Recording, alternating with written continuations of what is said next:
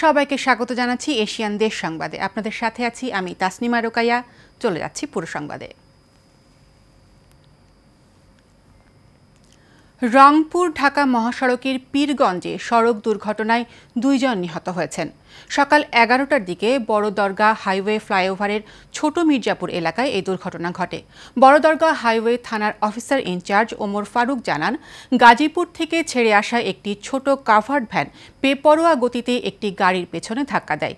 এতে ঘটনাস্থলে গাড়ির চালক বাইজিদ ও হেলপার মুশফিক নিহত হন।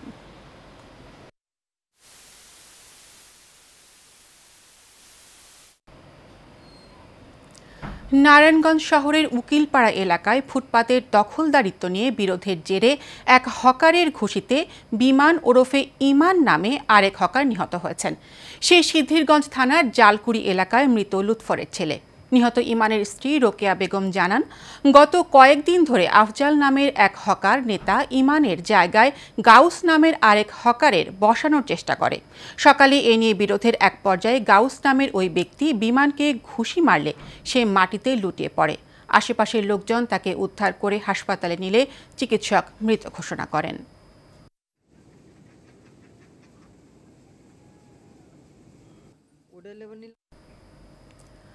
পটুয়াখালীর কুয়াকাটা সমুদ্র সৈকতে মাছ শিকারে গিয়ে ডুবে যাওয়া ট্রলার সহ এক জেলের লাশ উদ্ধার করা হয়েছে। সকালে ট্যুরিজম পার্ক সংলগ্ন সৈকতে ওই ট্রলারটি ভেসে আসে। ট্রলার থেকে উদ্ধার করা নিহত ওই জেলের নাম ইদ্রিস হাওলাদার। পুলিশ জানায়, গত 25 জুলাই বঙ্গোপসাগরে 15 জেলেসহ এফবি সাগরকন্যা নামের মাছ ধরা ট্রলারটি ডুবে যায়। এই ঘটনায় সমুদ্রে 4 দিন ভেসে থাকার পর 10 জেলেকে উদ্ধার করা হয়। আজ নিহত একজনের মরদেহ উদ্ধার করা হলো। এখনও নিখোঁজ রয়েছেন 3 জেলে।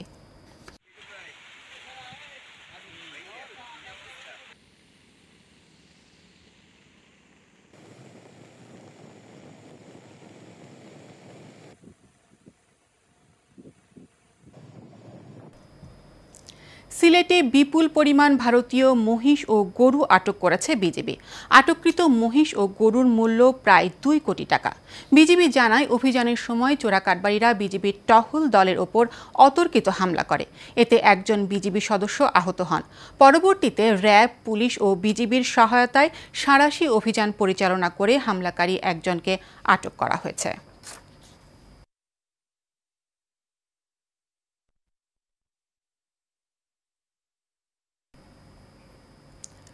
মাদারীপুরের রাজৈর উপজেলার পাইকপাড়ার বৈরাগী বাজার থেকে বাসুদেবপুর রাস্তার বেহাল দশায় চরম দুর্ভোগে পড়েছেন স্থানীয়রা। প্রায় সম্পূর্ণ রাস্তা খালখন্দতে ভরপুর। এতে যান চলাচল ঝুঁকিপূর্ণ হয়ে পড়েছে। প্রতিনিয়তই ঘটছে দুর্ঘটনা। এটি 4টি গ্রামের হাজারো মানুষের চলাচলের একমাত্র সড়ক। এই রাস্তাটি নিয়ে নিয়মিত চলাচল করে ছাত্রছাত্রী, ব্যবসায়ী সহ বিভিন্ন শ্রেণী পেশার মানুষ। রাস্তাটি দ্রুত মেরামতের দাবি জানান স্থানীয়রা। করতে হয়। এজন্য রাস্তা ভেঙে গেছে, এখান দিয়ে লোকজন এটা একেবারে অনুপযুক্ত গাড়ি চলাচলের জন্য সম্পূর্ণ। তাহলে মানুষের খুবই অসুবিধা, রাস্তার খুবই বেহাল অবস্থা। রাস্তাতে দুপাশে মাটি সরে গেছে, রাস্তা ভেঙে গেছে, এখান দিয়ে লোকজন চলাচল করতে খুবই সমস্যা হয়। 4-5টা গ্রামের মানুষ সবারই অসুবিধা হয়। গাড়ি মাঝে মাঝে উল্টেই পড়ে, কেউ হাত ভাঙে, কেউ পা ভাঙে। খুবই খারাপ হয়ে গেছে। পরশুদিন একটা মেয়ে আর একটা ছেলে ব্রিজের তা পড়িয়ে দিয়ে তার হাত পা ভাঙে গেছে। আমরা এই ভিআরআরপি প্রজেক্টের ডিপিপিতে এই রাস্তাটি আমরা ইনক্লুড করার জন্য প্রস্তাব করব এবং খুব দ্রুতই আমরা রাস্তাটি মেরামতের জন্য কাজ শুরু করব। দুর্নীতি, অনিয়ম ও ঘুষ নেয়ার অভিযোগে আশুলিয়ার সাব রেজিস্ট্রার খায়রুল বাশার ভূঁইয়া পাভেলের অপসারণের দাবিতে মানববন্ধন করেছে দলিল লেখক কল্যাণ সমিতি। দুপুরে সিএমবি আশুলিয়া সড়কের আশুলিয়া সাব রেজিস্ট্রার অফিসের সামনে এই মানববন্ধন করেন তারা। মানববন্ধনে দলিল লেখক কল্যাণ সমিতির আহ্বায়ক আলমগীর হোসেন অভিযোগ করেন, সাব রেজিস্ট্রার খায়রুল বাশার ভূঁইয়া পাভেল যোগদান করার পর থেকে ঘুষ, অনিয়ম ও দুর্নীতিতে জড়িয়ে পড়েন। টাকা ছাড়া তিনি কোনো দলিলে স্বাক্ষর করেন না। তবে সাব রেজিস্ট্রার খায়রুল বাশার ভূঁইয়া পাভেল বিষয়টি অস্বীকার করে বলেন, তিনি কারো কথায় পদত্যাগ করবেন না।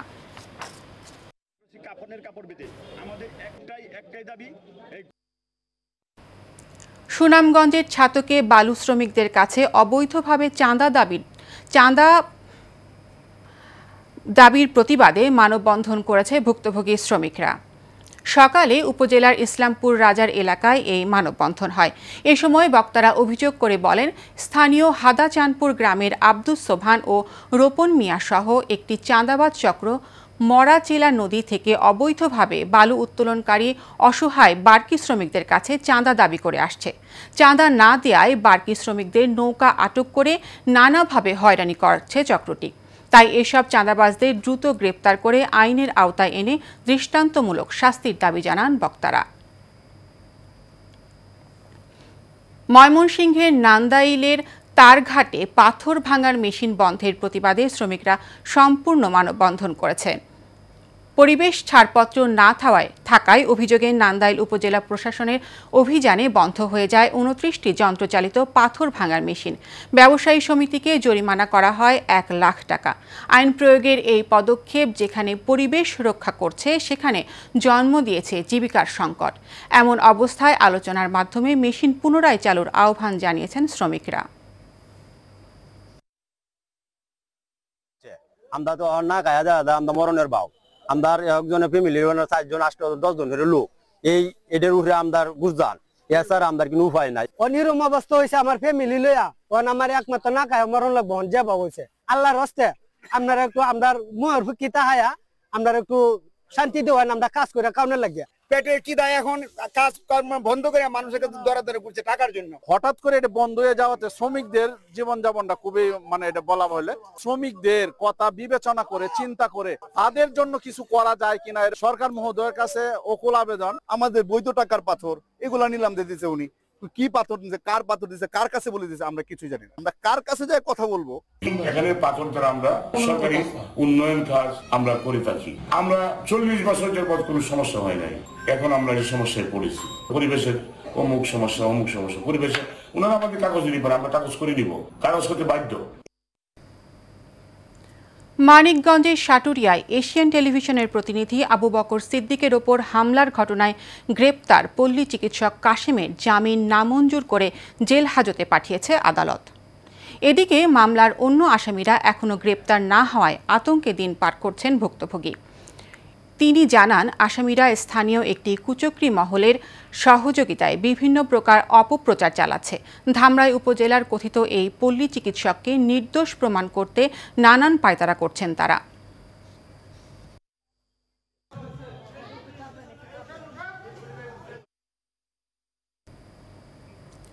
ঢাকার নবাবগঞ্জ প্রেস ক্লাবের এক সাংবাদিককে প্রাণনাশের হুমকির প্রতিবাদে মানববন্ধন ও বিক্ষোভ মিছিল হয়েছে। নবাবগঞ্জ উপজেলা পরিষদের সামনে এই মানববন্ধনে নবাবগঞ্জ, দোহার ও ঢাকা জেলার সাংবাদিকবৃন্দ এবং সুশীল সমাজের প্রতিনিধিরা অংশগ্রহণ করেন।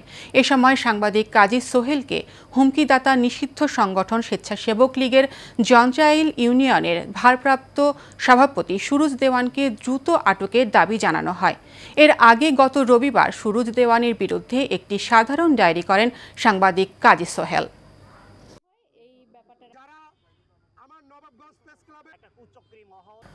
গোপালগঞ্জে জেলা কারাগারে স্বজনদের দেখতে এসে হামলার শিকার হয়েছে এক ভুক্তভোগী। সকালে কাইয়ুম শেখ ও তার বোন রেশমা গোপালগঞ্জ সেন্ট্রাল কারাগারে বড় বোনের মেয়ে জামাইকে দেখতে এসে এ হামলার শিকার হন। পারিবারিক শত্রুতার জেরে এ হামলা করা হয় বলে অভিযোগ তাদের।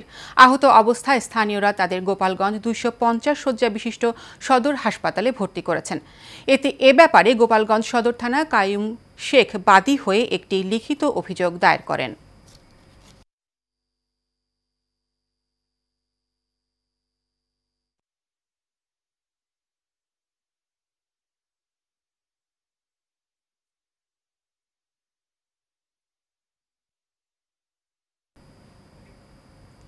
কুমিল্লার সাবেক 9 আসনের সীমানা পুনর্বাসনের খসড়ার প্রতিবাদে ঢাকা-চট্টগ্রাম মহাসড়কে বিক্ষোভ ও অবরোধ কর্মসূচি পালন করেছে স্থানীয়রা।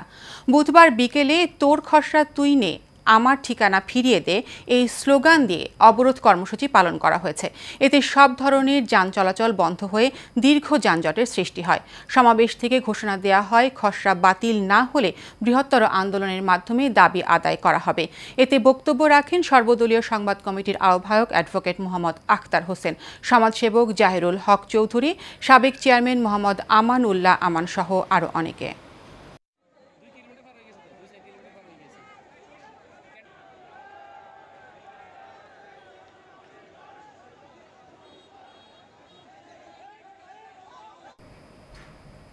ছাত্র জনতার ঐতিহাসিক গণ অভ্যুত্থান দিবস উপলক্ষে ব্রাহ্মণবাড়িয়ার বাঞ্ছারামপুরে বিজয় র্যালি হয়েছে। সকালে বাঞ্ছারামপুর উপজেলা সদরে এই র্যালি হয়। বিএনপির জাতীয় নির্বাহী কমিটির সদস্য রফিক শিকদারের নেতৃত্বে র্যালিতে অংশ নেয়া স্থানীয় বিএনপি নেতাকর্মীরা। র্যালিটি উপজেলার প্রধান প্রধান সড়ক প্রদক্ষিণ করে বাঞ্ছারামপুর বাজার চত্বরে গিয়ে শেষ হয়। পরে সংক্ষিপ্ত বক্তব্যে রফিক শিকদার বলেন, ছাত্র জনতার ঐতিহাসিক আন্দোলন আমাদের গণতন্ত্রের পথ দেখিয়েছে।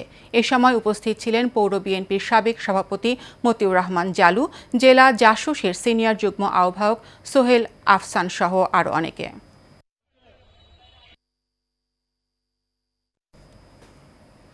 বিজয়ের মাস জুলাই আগস্ট উপলক্ষে চট্টগ্রামের মিরসরাইয়ে যুবদলের উদ্যোগে র্যালি ও যুব সমাবেশ অনুষ্ঠিত হয়েছে। বিএনপি নেতা ও মিরসরাই উপজেলা পরিষদের সাবেক চেয়ারম্যান নুরুল আমিনের নেতৃত্বে কর্মসূচিতে অংশ নেন 16টি ইউনিয়ন ও 2 পৌরসভার নেতাকর্মীরা। অনুষ্ঠানে বিশেষ অতিথি ছিলেন বিএনপি নেতা গাজী নিজামুদ্দিন, দিদারুল আলম মিয়াজি ও যুবদলের শীর্ষস্থানীয় নেতারা।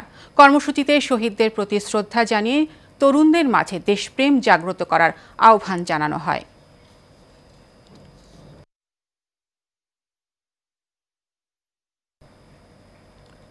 নরসিংদীর মাধবদীতে জুলাই আগস্ট গণ অভ্যুত্থান শোক ও বিজয়ের 1 বছর পূর্তিতে বিজয় মিছিল ও সমাবেশ করেছে বিএনপি। মাধবদী এসপি স্কুল মাঠে কর্মসূচির আয়োজন করে মাধবদী থানা ও পৌর বিএনপি। সমাবেশে প্রধান অতিথি ছিলেন জেলা বিএনপির সভাপতি খায়রুল কবির খোকন। এ সময় তিনি বলেন, জনগণের অধিকার আদায়ের জন্য যা দরকার বিএনপি তাই করবে। অনুষ্ঠানের সদর উপজেলা বিএনপির সভাপতি আবু সালেহ চৌধুরীর সভাপতিত্বে আরও উপস্থিত ছিলেন জেলা বিএনপির যুগ্ম সাধারণ সম্পাদক মোহাম্মদ মফিজুল ইসলাম, কাঠালিয়া ইউনিয়ন বিএনপির সভাপতি নূর মোহাম্মদ প্রধান সহ অনেকে।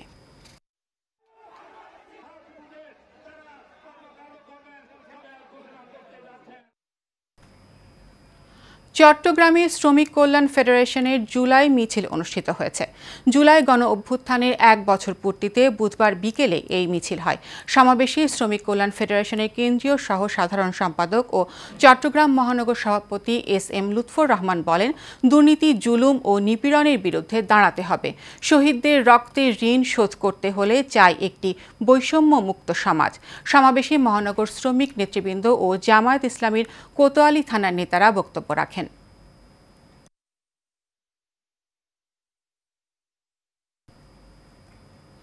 চট্টগ্রাম মেডিকেল কলেজ হাসপাতালে পোস্ট গ্র্যাজুয়েট ট্রেইনি ডক্টরস অ্যাসোসিয়েশনের আয়োজনে জুলাই বিপ্লব উদযাপন সপ্তাহের সমাপনী অনুষ্ঠান হয়েছে। এ সময় প্রধান অতিথির বক্তব্য রাখেন চট্টগ্রাম সিটি কর্পোরেশনের mayor doctor Shahadat Hossain. Doctor Tanvir Habib তানহার সভাপতিত্বে অনুষ্ঠানে বিশেষ অতিথি ছিলেন মেডিকেল কলেজের অধ্যাপক ডাক্তার জসিম উদ্দিন, হাসপাতালের পরিচালক brigadier general doctor Taslim Uddin সহ ড্যাব ও গণমাধ্যম নেতৃবৃন্দ।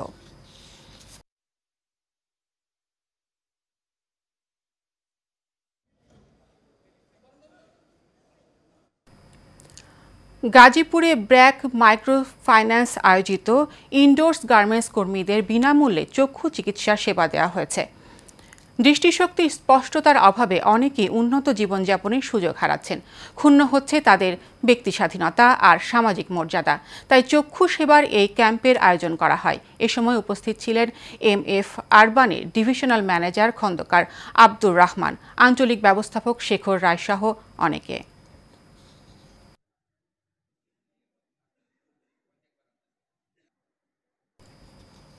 সরকারের নির্ধারণ করা খাজনার চেয়ে অতিরিক্ত হারে খাজনা আদায়ের অভিযোগ উঠেছে পাবনা আমিনপুরের সমগঞ্জ হাটের ইজারাদারদের বিরুদ্ধে। এতে ভুক্তভোগীর শিকার হচ্ছেন হাটে আসা বিক্রেতারা। তারা জানান, এভাবে চলতে থাকলে হয়তো একসময় আর কোনো ক্রেতা বিক্রেতা আসবে না হাটে। ব্যবসায়ীদের অভিযোগ, খাজনা একটু কম নেয়ার কথা বললে বিভিন্ন প্রকার হুমকির শিকার হতে হয় তাদের।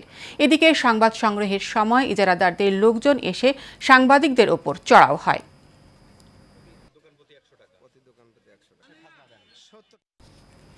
পরিকল্পিত নবায়ন করি, সবুজ বাংলাদেশ গড়ি, এই স্লোগানে কুষ্টিয়ার সপ্তাহব্যাপী বৃক্ষরোপণ অভিযান ও বৃক্ষ মেলার উদ্বোধন করা হয়েছে। সকালে জেলা প্রশাসক ও সামাজিক বন বিভাগের আয়োজনে শহীদ মিনার চত্বরে অনুষ্ঠিত বৃক্ষ মেলার উদ্বোধন করেন জেলা পরিষদের প্রধান নির্বাহী কর্মকর্তা মুকুল কুমার মৈত্র। এ সময় কুষ্টিয়ার অতিরিক্ত জেলা প্রশাসক জাহাঙ্গীর আলম, অতিরিক্ত পুলিশ সুপার শিকদার মোহাম্মদ হাসান ইমাম, সামাজিক বন বিভাগ কুষ্টিয়া বিভাগের কর্মকর্তা মোহাম্মদ রেজাউল আলম সহ আরও অনেকে উপস্থিত ছিলেন। মেলায় জেলায় অন্তত ৩০টি নার্সারি বিভিন্ন বনজ ও ফলজ গাছের চারার স্টল দিয়েছে।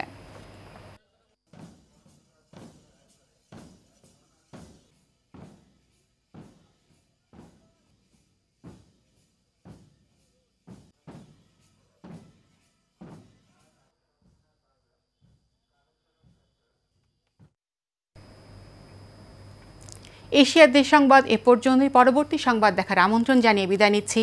ধন্যবাদ সবাইকে।